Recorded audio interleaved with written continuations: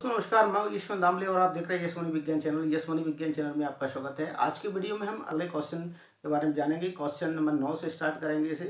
कक्षा 9 विषय विज्ञान और 142 पेज पर ही चल रहे हैं। ठीक, तो चलिए आइए शुरू करते हैं छोटे से इंट्रो के साथ।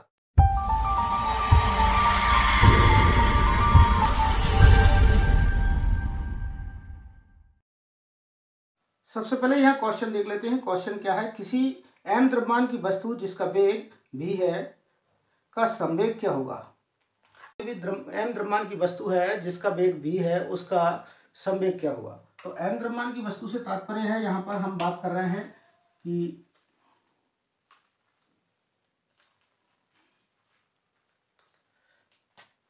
कोई भी m द्रव्यमान की वस्तु, यहाँ पर हम एक पिंड ले लेते हैं।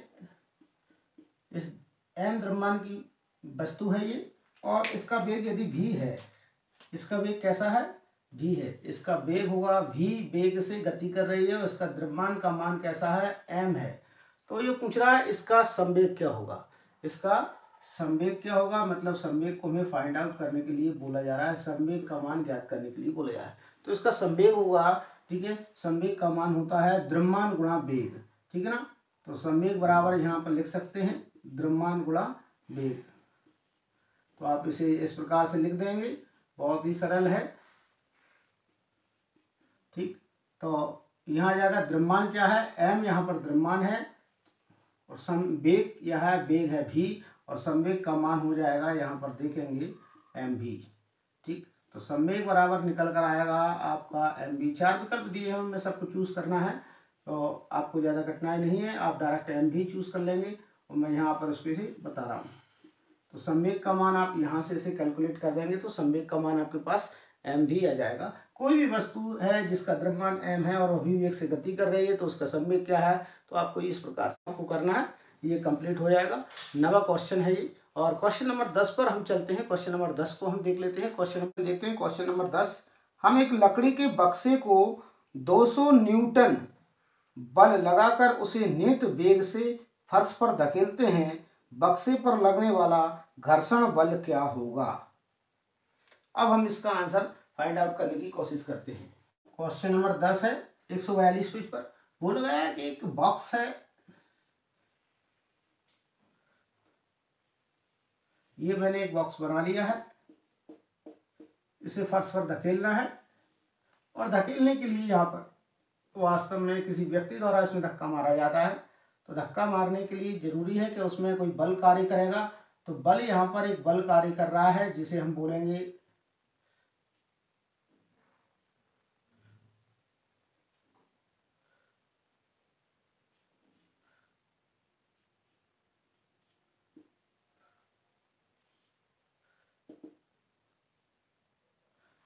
ठीक। तो यहाँ पर एक बल कार्य करेगा, ये बल का मान होगा 200 न्यूटन का बल यहाँ पर लगेगा। कितनी न्यूटन का लगेगा, 200 न्यूटन का बल यहाँ लगेगा। अब 200 न्यूटन का बल यहाँ पर लगेगा, लेकिन नियत वेग के साथ में यहाँ पर लग रहा है। नियत वेग का मान उसका कैसा है, नियत है, वेग का मान उसने बढ़ाया नहीं। वेग जो प्रारंभिक वेग है उसका वही वेग है उसका। ठीक, तो यहाँ पर साथ साथ में ये बल लग रहा है, इसके साथ साथ में इस फर्श के द्वारा भी इस पर घर्षण बल लगाया जाता है। घर्षण बल का मान भी यहाँ पर 200 न्यूटन है। ये कौन सा है, घर्षण बल। घर्षण बल का मान भी 200 न्यूटन है, व्यक्ति द्वारा लगाया गया बल का मान भी 200 न्यूटन है। तो दोनों के मान जब 200 न्यूटन है, तो स्वाभाविक है कि व्यक्ति धक्का तो मार रहा है, वस्तु आगे नहीं बढ़ पाएगी, अर्थात बॉक्स आगे नहीं खिसक पाएगा, उसमें किसी प्रकार का कोई त्वरण उत्पन्न नहीं हो रहा है बल लगाने से, इसलिए वस्तु नियत अवस्था में ही रहेगी, जैसी है वैसी अवस्था में ही रहेगी। उसके ऊपर केवल बल लगाया जा रहा है, वह बल वास्तव में घर्षण बल से अधिक नहीं है, जिसके कारण वस्तु आगे बढ़ सके। तो ये आपको यहाँ पर नोटिस करना है, और इतना ही लिखना है, ज़्यादा नहीं लिखना है। यदि किसी वस्तु पर नियत वेग पर 200 न्यूटन का बल कार्यरत है, तो उसके साथ साथ में घर्षण बल का मान भी हमें 200 न्यूटन बल ही लगेगा, क्योंकि वहाँ नियत वेग से काम कर रही है, उसमें कोई त्वरण उत्पन्न नहीं हो पा रहा, त्वरण उत्पन्न नहीं हो रहा, तो वस्तु आगे नहीं बढ़ पाएगी। ठीक, तो ये आपको यहाँ से इसका आंसर मिल जाएगा। अगले क्वेश्चन की हम बात करते हैं। अगला क्वेश्चन हम यहाँ देख लेते हैं। चलिए, दो वस्तुएं प्रत्येक का द्रव्यमान 1.5 किलोग्राम है, एक ही सीधी रेखा में एक दूसरे के विपरीत दिशा में गति कर रही हैं। टकराने के पहले प्रत्येक का वेग 2.5 मीटर प्रति सेकंड है और टकराने के बाद यदि दोनों एक दूसरे से जुड़ जाती हैं तब उनका सम्मिलित वेग क्या होगा। तो यहाँ पर जो कंडीशन दी गई कि सबसे पहले टकराने के पहले का वेग और टकराने के बाद का सम्मिलित वेग क्या होगा।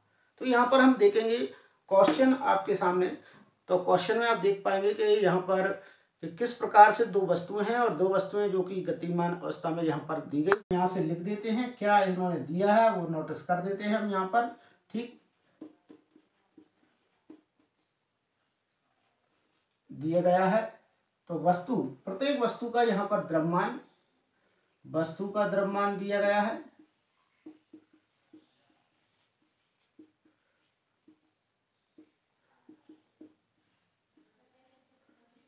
एक 1.5 किलोग्राम। ठीक, टकराने के पहले का वेग यहां पर दिया गया है। टकराने के पूर्व वेग 2.5 मीटर। दो वस्तुएं हम ले रहे हैं, अर्थात दो पिंड हम यहाँ पर लेंगे। एक हमने यहाँ पर लिया है, ये ए वस्तु ली है और दूसरी वस्तु हम यहाँ पर लेंगे बी वस्तु, और बराबर साइज की लगभग होना चाहिए इनमें, तो मैं यहाँ पर ऐसे ही बना रहा हूँ। ठीक, ये बी वस्तु, ए वस्तु इस डायरेक्शन में गति करती है। ठीक, लेफ्ट टू राइट गति कर रही है, तो दूसरी वस्तु इसकी इस दिशा में गति कर रही है। तो दोनों वस्तुएं जब एक दूसरे से टकराती हैं तब उनका वेग क्या होगा ये हमें पता करना है। प्रारंभिक वेग इनका मान दिया है, टकराने से पहले इनका वेग 2.5 है और इनके द्रव्यमान के मान 1.5 दिए गए हैं। ठीक है ना, तो यहाँ पर ये कंडीशन मौजूद है। दोनों वस्तु हैं, दोनों वस्तु के हमने द्रव्यमान और वेग लिख दिए हैं। तो द्रव्यमान और वेग से तात्पर्य होता है ये है एम और यू, अर्थात ये एक प्रकार का संवेग कहलाता है। ठीक ना, और संवेग यहाँ पर दो वस्तुओं के होंगे, एक का नहीं होगा, दो वस्तुओं के होंगे। यदि ए और बी लिया हमने तो ए बी करके लिख देंगे सीधे सीधे ही हम। ठीक है ना, तो ये ए वस्तु का संवेग हो गया यहाँ पर। ठीक, और ये बी वस्तु का संवेग हो गया यहाँ पर, एम बी और यू बी, ये दोनों वस्तुओं को। तो टकराने के पहले दोनों वस्तुओं का कुल संवेग, टकराने के पहले, तो यहां लिखेंगे हम टकराने के पहले कुल संवेग। टकराने के पहले का कुल संवेग क्या होगा? कुल संवेग होगा इन दोनों का संवेग का योग, M A U A plus M B U B. ठीक, ये हमने लिख दिया है। अब हमें ये पता होना चाहिए कि वास्तव में टकराने के पहले का संवेग में एम का मान आपको पता है कि 1.5 हम रख देंगे, रख दिया एम का मान। ठीक है, किलोग्राम में दिए जो भी। फिर हमें लगाना इनटू यू का मान कितना दिया है, 2.5 दिया है, लिख देंगे। ये एक पद हमारा कंप्लीट हो चुका है। इसके बाद प्लस लगाएंगे, प्लस लगाने के बाद दूसरा पद देखेंगे, एम का मान कितना दिया गया है, 1.5 यहाँ पर दिया है। फिर इनटू में दिया है यू का मान कितना दिया है, 2.5, वो भी माइनस में आएगा। काय में आएगा? माइनस में। ये हमने लिख दिया है। इसे बड़े कोष्टक के अंदर हम बंद कर देंगे। अब यहाँ की कैलकुलेशन हमें करना है तो कैसे करेंगे? गुणा करना है तो गुणा है यदि हम करेंगे तो गुणा करने पर आप इसका गुणा जब इसमें करेंगे तो यहाँ पर आपको आंसर जो आएगा 3.75 इसका आंसर आना है। प्लस यहाँ पर लगा हुआ है तो प्लस मैं यहाँ पर लगा देता हूँ फिलहाल के लिए। और यहाँ इसका जब गुणा करते हैं हम कोष्टक में, यहाँ पर 3.75 यहाँ पर आना है। और यहाँ देखिए अब इसमें से यदि कोष्टक का के अंदर माइनस का गुणा, देखिए माइनस लगा इसलिए मैंने माइनस का गुणा किया। माइनस का गुणा जब प्लस में होगा तो यहाँ पर आंसर में 3.75 माइनस 3.75 इस प्रकार से आएगा। तो कुल संवेग यहाँ पर हो जाएगा 0। कुल संवेग का मान कैसे हो जाएगा? 0। तो कुल संवेग यहाँ पर 0 हो गया है, आपको ये ध्यान रखना है।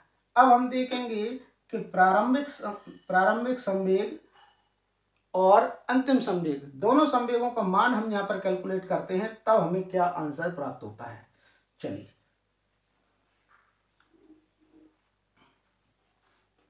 टक्कर के पूर्व संवेग और टक्कर के बाद का संवेग। देखिए टक्कर के पूर्व का कुल संवेग लिखना है या टक्कर के बाद का कुल संवेग लिखना है। टक्कर के पूर्व का कुल संवेग निकल कर आया है हमारे पास ये 0, ठीक ना। तो 0 यहाँ पर लिखेंगे, 0 यहाँ पर लिखेंगे, और टक्कर के बाद का कुल संवेग लिखेंगे तो m इसकी वस्तु है और v हमें वेग ज्ञात करना है और कोई परिवर्तित नहीं हुआ, प्लस यहाँ पर लिखेंगे हम, यहाँ पर m2 लिख सकते हैं। यहाँ पर हम m1 mv लिख रहे हैं तो यहाँ पर हम यही लिखेंगे ma और mb। यहाँ पर हमने लिख दिया ma और mb। अब यहाँ बराबर का साइन लगाऊंगा और यहाँ पर देखिए ma प्लस mb कोष्टक के बाहर लिखूंगा v, कॉमन निकाल दिया मैंने। यहाँ पर बराबर में आप यहाँ पर 0 लेकर चलेंगे क्योंकि ये प्रारंभिक संवेग टक्कर के पहले का कुल संवेग है। तो m का मान आप यहाँ पर देखेंगे तो कितना आएगा, m का मान आपके सामने यहाँ निकल कर आएगा 1.5 प्लस 1.5, दोनों का मान है, इनटू में v है, ठीक है। यहाँ पर अब इन दोनों का योग हम कर देंगे, योग करेंगे तो आपको पता है योग का मान आपके सामने कितना आएगा, 3 आएगा। 3 लिख दिया और 3 वेग यहाँ पर आ रहा है। अब हमें ये वेग का मान ज्ञात करना है, तो कैसे आप ये वेग का मान ज्ञात करेंगे, देखिए 3 को नीचे डाल दीजिए तो दिया जाएगा v बराबर 0/3। तो यहाँ पर 0 ही इसका आंसर आना है, ठीक। या फिर आप ऐसा लिख सकते हो v बराबर 0। तो इस प्रकार से भी इसका आंसर कैलकुलेट होकर आ सकता है v बराबर 0। तो यहाँ से भी आप इसे सवाल को कर सकते हैं। तो आज के वीडियो में इतना ही। हर बार की तरह कहना चाहेंगे, यदि आप हमारे चैनल पर हैं तो लगातार बने रहिएगा। आपको इसी क्रम में लगातार वीडियो नेक्स्ट अगले क्वेश्चन को सॉल्व करने का प्रयास करेंगे, जिसमें कि अगले 10 के बाद 11-12वें नंबर का क्वेश्चन हम यहाँ पर लेंगे, ठीक है। आज के वीडियो में इतना ही।